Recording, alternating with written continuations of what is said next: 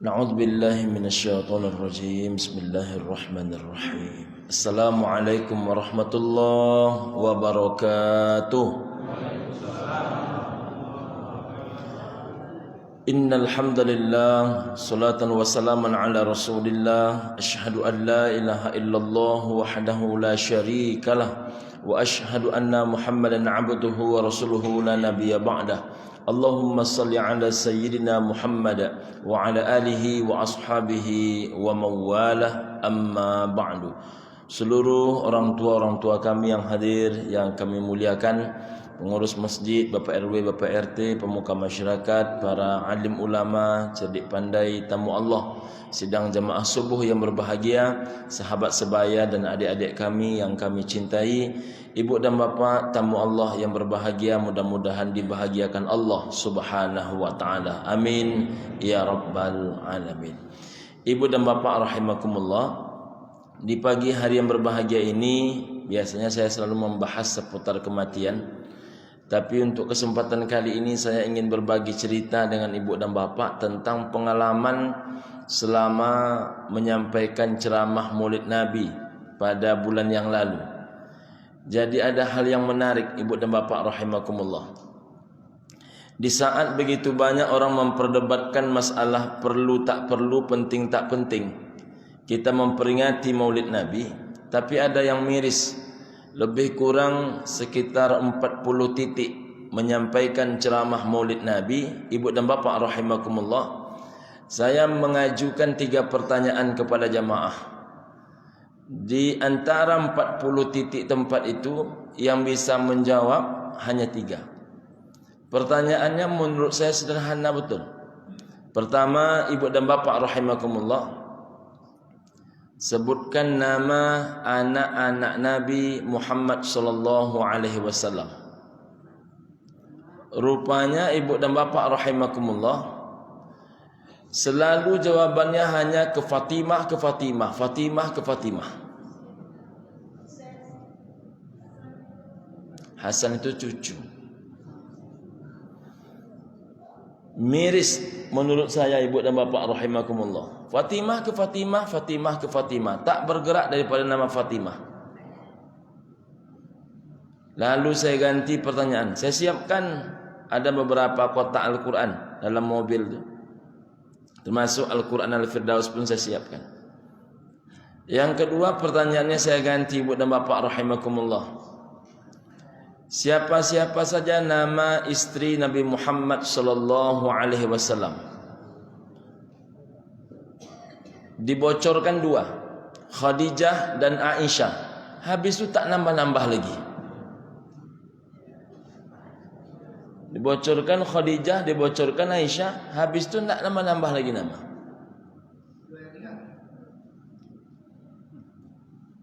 Yang ketiga, ibu dan bapak rahimakumullah, saya tanya lagi, siapa nama keluarga Nabi yang dipakai oleh hampir semua sahabat Nabi?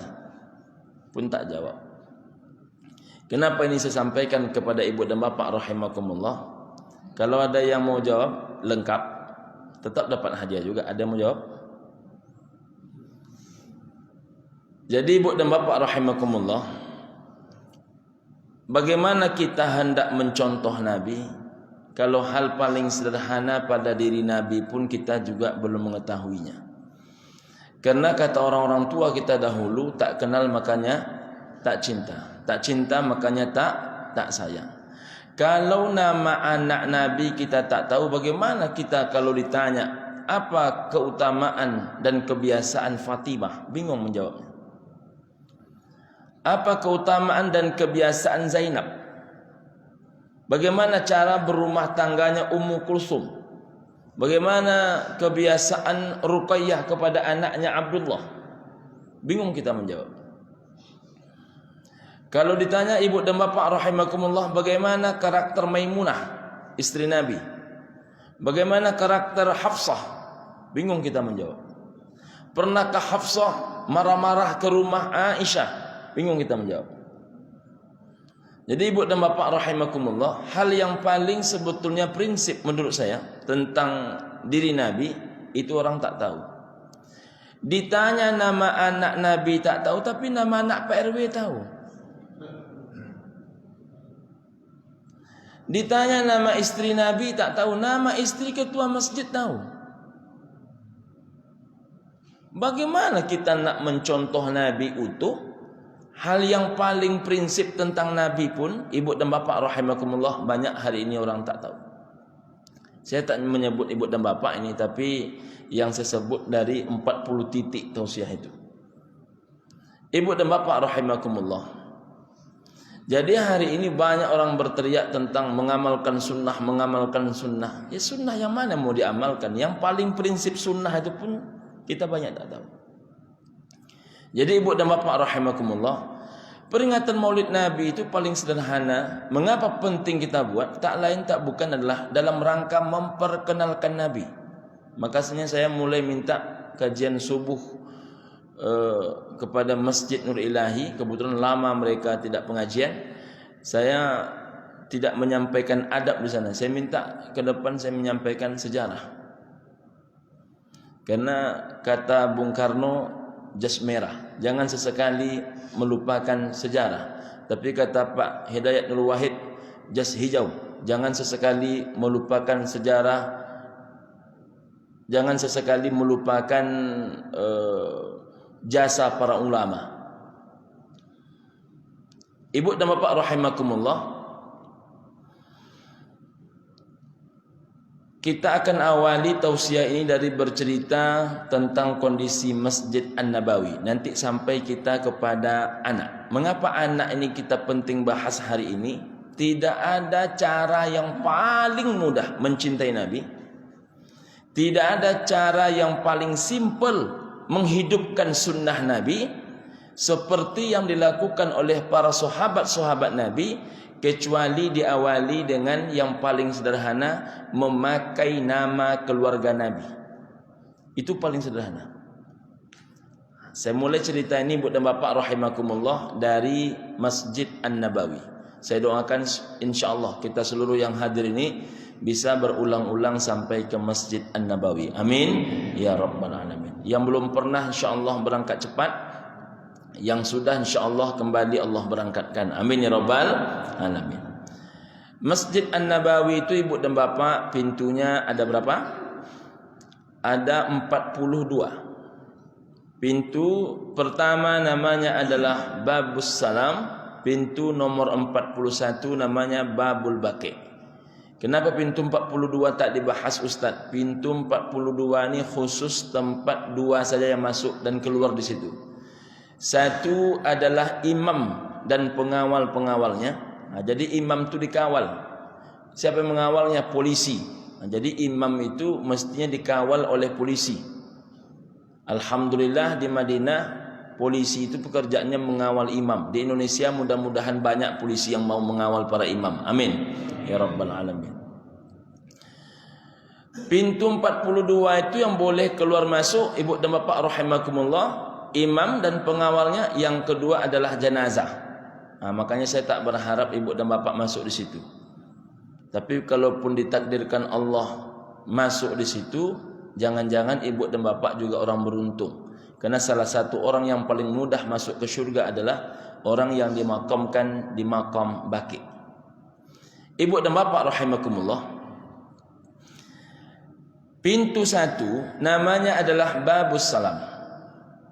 Kalau ibu dan bapak keluar dari pintu satu itu lurus keluar, maka akan bertemulah pintu gerbang, namanya pintu gerbang 7. Pintu gerbang 7 itu namanya Babus Salam. Jadi pintu satunya Babus Salam, pintu 7-nya gerbang Babus Salam. Keluar daripada pintu 7 bertemulah jalan. Nama jalannya adalah Syari' As-Salam, Jalan As-Salam. Baru lebih kurang 2-3 meter berjalan di Jalan As-Salam, sebelah kanan ada museum. Nama museumnya adalah Museum As-Salam. Lewat Museum As-Salam bertemulah hotel besar sebelah kanan, hotel besar sebelah kiri. Hotel besar sebelah kanan itu namanya Babus Salam.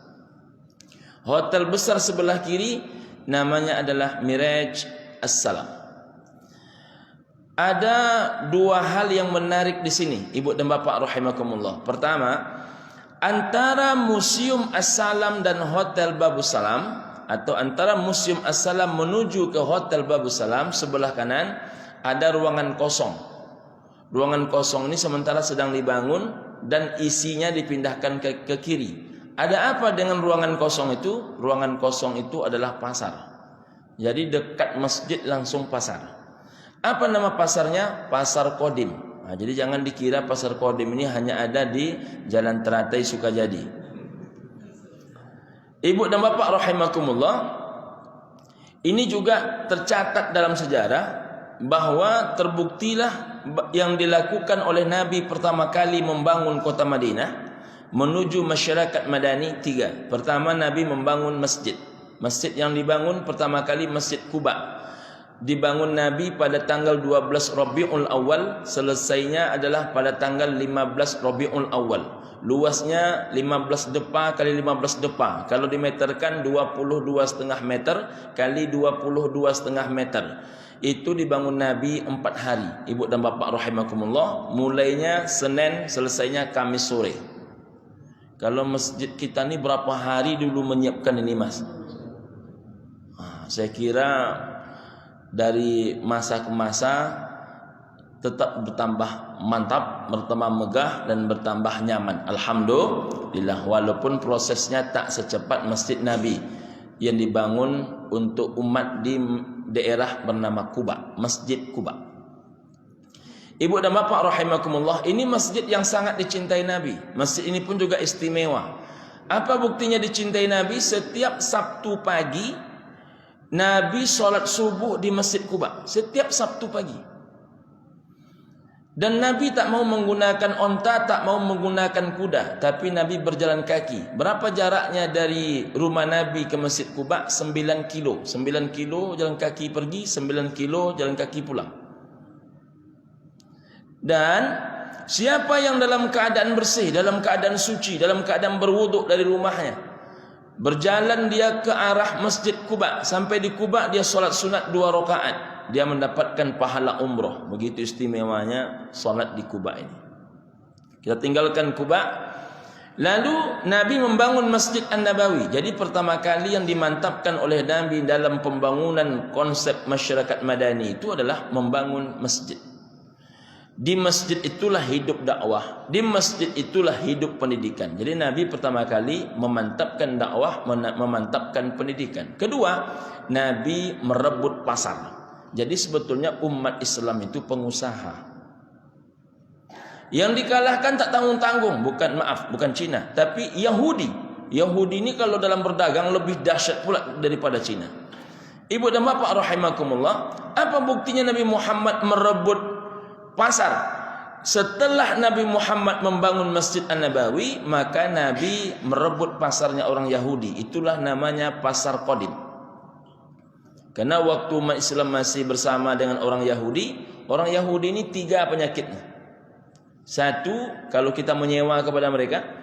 1, kalau sudah mulai banyak pelanggan kita, sewa naik. Nah, sama juga ilmunya.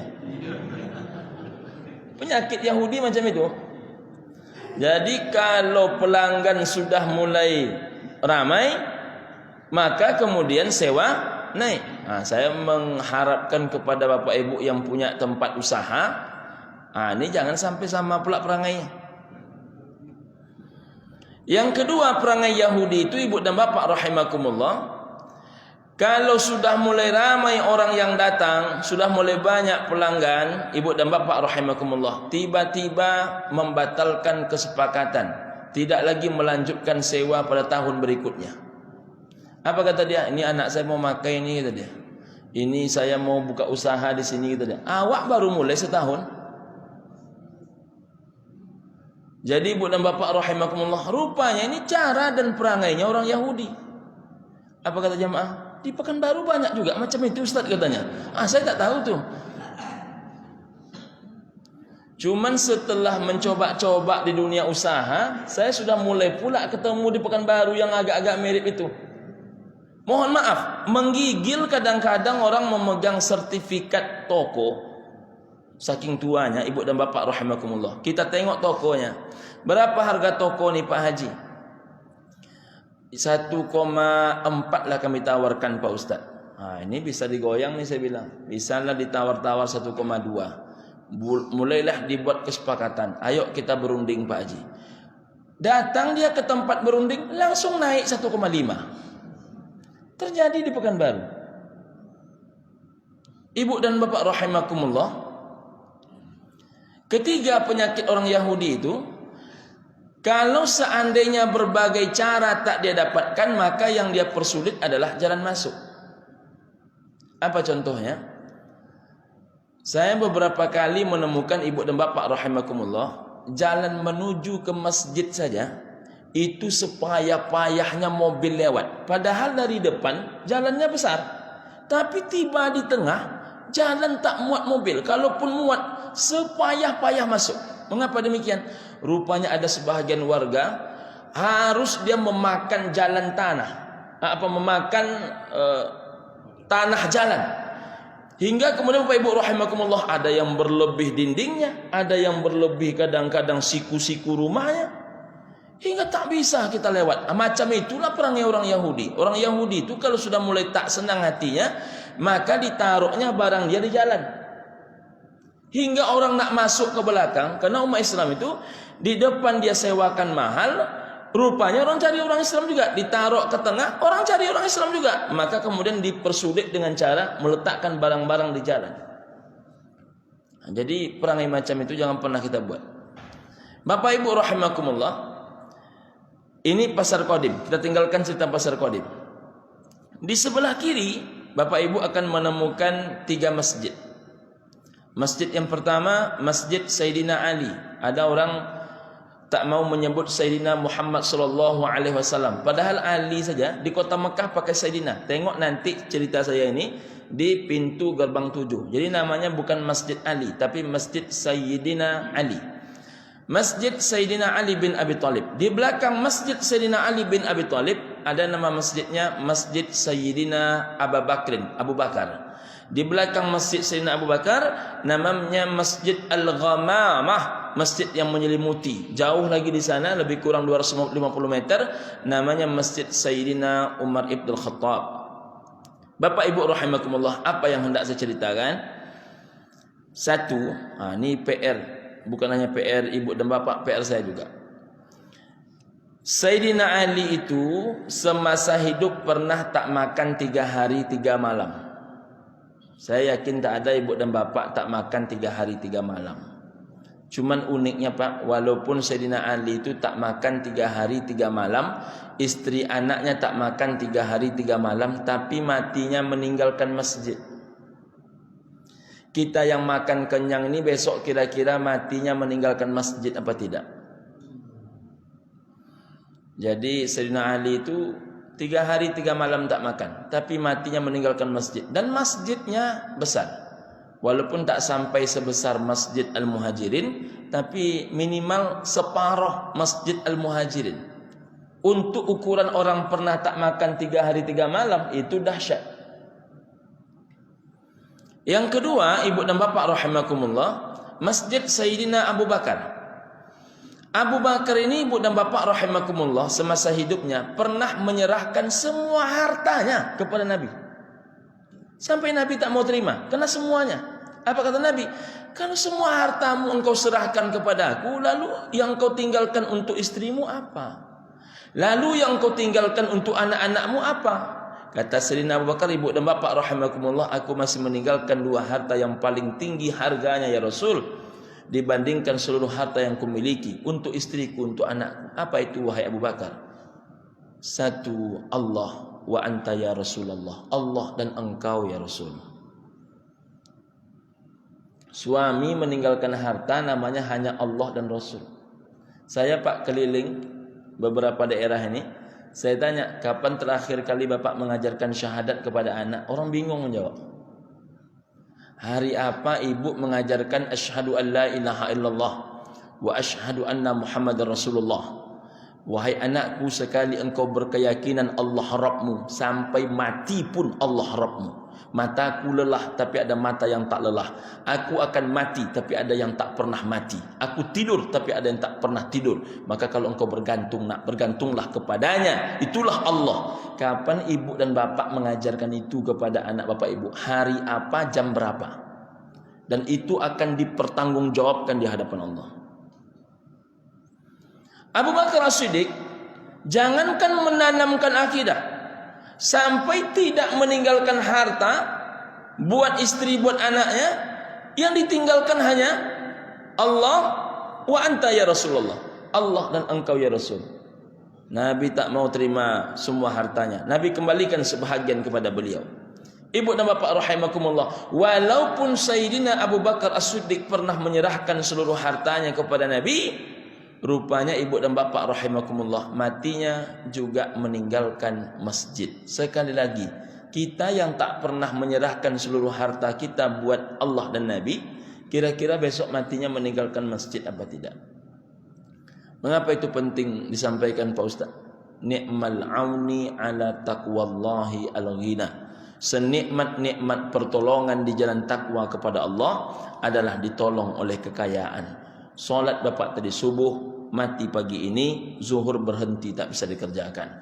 Biasanya solat duha tiap pagi, mati subuh ini, mulai duha nanti berhenti dikerjakan. Biasanya isyraq tiap pagi, mati subuh ini dalam keadaan bertausiah, maka nanti isyraq pagi ini tak bisa dikerjakan. Tapi ada amal ibadah. Kita boleh mati dia hidup, kita boleh tiada dia ada. Apa itu? Setiap harta yang dibelanjakan di jalan Allah. Maka berapa banyak panti asuhan yang dibangun, berapa banyak masjid yang dibangun. Bapak ibu orang Sumatera Barat, saya tanyakan, berapa orang jamaah Masjid Al-Muhajirin yang dari Sumatera Barat yang sudah membangun rumah-rumah singgah untuk para musafir di sepanjang jalan dari Riau ke Sumatera Barat, yang insya Allah itulah yang akan menolong bapak ibu di hadapan Allah. Orang kaya di hadapan manusia, semakin banyak yang ibu bapak miliki, semakin banyaklah orang mengakui, dan semakin banyak orang yang tak kawan mengaku kawan, yang tak dun sana mengaku dun sana. Tetapi di hadapan Allah ibu dan bapak rahimakumullah, siapa itu orang yang paling kaya di hadapan Allah? Orang kaya bukan dihitung seberapa banyak yang ia dapat, tapi seberapa banyak yang bisa ia berikan. Sebelum saya lanjut masuk ke dalam masjid, ini juga kaitan. Maaf ini bapak-bapak yang kaya-kaya, yang cerdas-cerdas, mohon maaf. Mohon maaf. Saya lama termenung mendengarkan ceramah Gus Baha. Apa kata Gus Baha? Mana lebih hebat orang pintar daripada orang bodoh? Ini maaf ini ya. Ini tidak bermaksud menjatuhkan orang pintar, tidak bermaksud menghina orang bodoh. Dan kita memang tak perlu menyebut orang bodoh, karena itu mohon maaf semacam penghinaan juga rasanya. Tapi ini hanya untuk mencontohkan saja. Ibu dan bapak, mana lebih hebat orang pintar daripada orang bodoh, kata Gus Baha. Maka jamaah bilang, orang pintar Gus. Apa kata dia? Saya punya teman bodoh, kata dia. Saking bodohnya teman saya itu, kata dia, kami di pondok dulu melakukan ijma'. Ijma' ini kesepakatan. Dan semua orang mengatakan dia memang orang bodoh. Semua orang bersepakat mengatakan dia bodoh. Saking bodoh dia. Tapi rupanya walaupun dia bodoh, lalu mohon maaf, dia tidak dipakai di pemerintahan, dia akhirnya membalak. Dia akhirnya hidupnya dari satu hutan ke hutan yang lain, kata Gus Baha. Tapi rupanya dari sisa-sisa uangnya itu disisihkan sedikit, lalu lama-lama dia bisa beli tanah, di atas tanah itu dia bangun sebuah masjid. Tapi dia bodoh, dibangun sebuah masjid.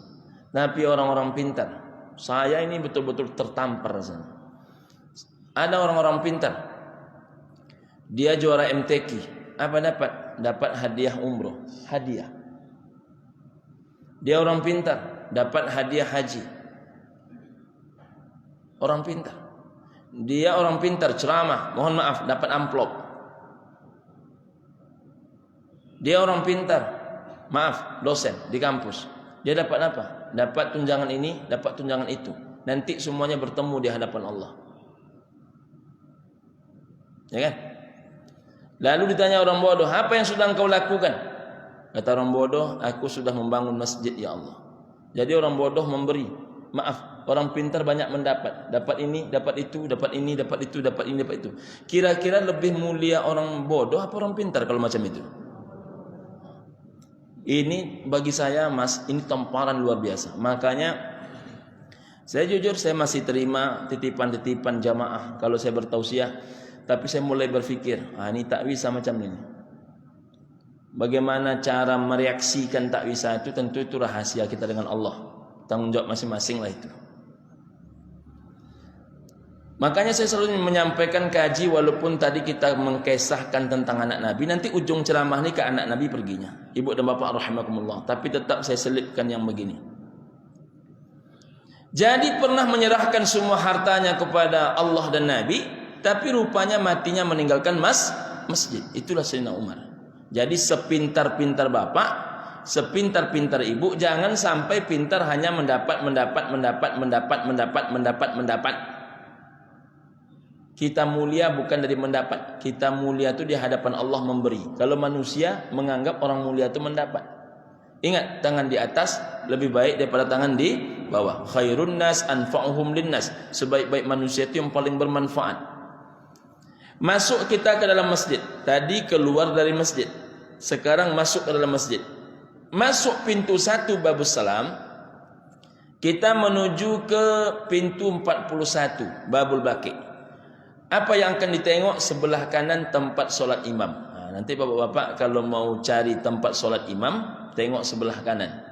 Mana tahu nanti ingin solat di belakang imam, mau berjumpa dengan imam Masjid An-Nabawi, maka tengok sebelah kanan ada tempat solat imam, solatlah di belakang imam. Yang penting jangan diisi lebih kurang 6 orang di belakang beliau langsung, karena itu tempat imam cadangan dan polisi. Sekali lagi, memang di sana imam-imam dikawal. Ini kondisi negeri kita ini hari ini harus banyak-banyak berdoa nampaknya.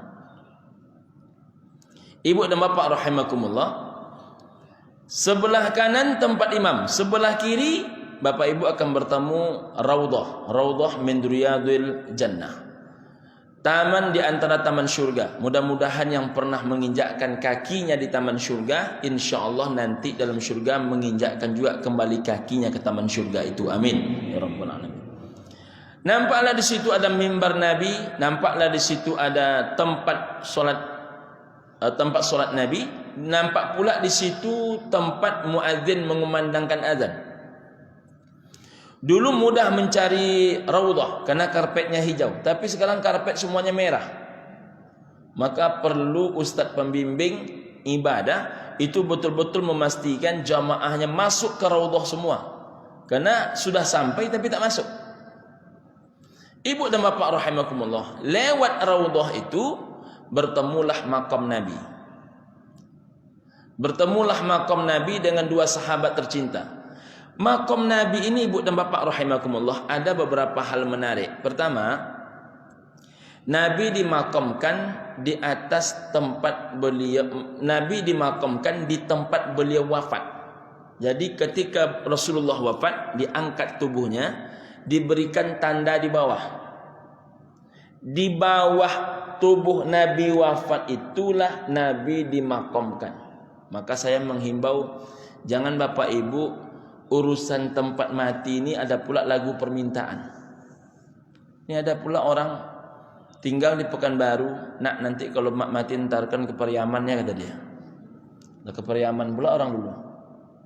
Padahal semakin lambat jenazah itu diselenggarakan, makin banyaklah nampak aibnya jenazah. Asri'u bil janazah, segerakan oleh kalian, kata Nabi, penyelenggaraan jenazah. Para ulama menyebut sebaik-baik mengkuburkan jenazah itu 5 jam setelah kematian. Jadi 5 jam setelah kematian itu sudah selesai dikuburkan. Kalau di kampung dulu kata orang tua-tua kita, jangan pernah berkumpul 2 azan. Jadi hanya ada 1 azan. Jadi kalau wafatnya jam 9 pagi, paling lambat jam 2 siang selesai dikuburkan. Ini tunggu sianu.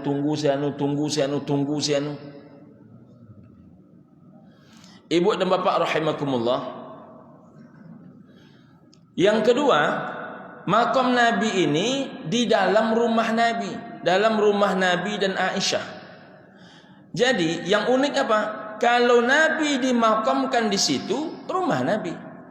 Kalau Sayyidina Abu Bakar dimakamkan di situ, Abu Bakar tu mertua Nabi sekaligus ayah kandungnya Aisyah. Yang unik adalah Umar bin Khattab kok dikuburkan di rumah itu.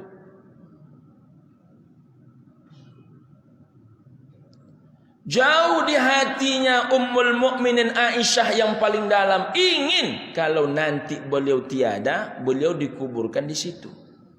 Mengapa demikian? Di situ ada suami tercinta beliau, Nabi Muhammad. Yang kedua ada ayah kandung tersayang beliau, Abu Bakar. Tapi datang Abdullah. Nama ayahnya Abdullah Umar. Nama ayahnya Umar Khattab. Abdullah bin Umar bin Khattab. Dia menceritakan ayahnya sedang dalam keadaan sakaratul maut dan meminta kepada Ummul Mukminin Aisyah untuk mengizinkan nanti jika berpulang ke rahmatullah dikuburkan di samping dua sahabat tercintanya, Nabi dan Abu Bakar. Kalau ibu-ibu lah agak-agaknya Aisyah, ibu kasih apa tidak? Mendengar jawaban yang belum bulat itu saya sudah bisa menebak kemana arah. Rumah-rumah awak, tanah-tanah awak, di situ yang dimakamkan ayah kandung awak, suami awak, lalu ada orang lain minta dikuburkan di situ. Nah, ini tak mudah ini. Jadi untuk diketahui, Aisyah itu umurnya yang muda, pemahamannya tua. Aisyah itu bilangan umurnya yang sedikit muda, tapi wawasannya sangat dewasa. Ibu dan bapak rahimakumullah, tak ada orang yang paling dekat dengan Nabi selain Abu Bakar, itu Sayyidina Umar dibandingkan sahabat yang lain. Semuanya dekat. Tapi kalau dipilih, dicari, maka setelah Abu Bakar adalah Umar. Satu lembut, satu keras. Tapi dua-duanya punya kelebihan. Ibu dan bapak rahimakumullah, maka dikuburkanlah ketiganya di situ. Yang harus diluruskan, ada yang berpendapat Nabi diapit oleh Abu Bakar dan Umar. Tidak. Yang diapit itu malah Abu Bakar. Jadi kuburan pertama Abu Bakar, kuburan pertama Nabi Muhammad, setelah Nabi Muhammad Abu Bakar, setelah Abu Bakar Umar. Jadi Abu Bakar yang diapit. Susunannya pun tak sama lurus. Kalau ini kuburan Nabi, maka kuburan Abu Bakar turun sedikit ke bawah. Kuburannya Umar turun pula sedikit ke bawah. Jadi tak sama lurus.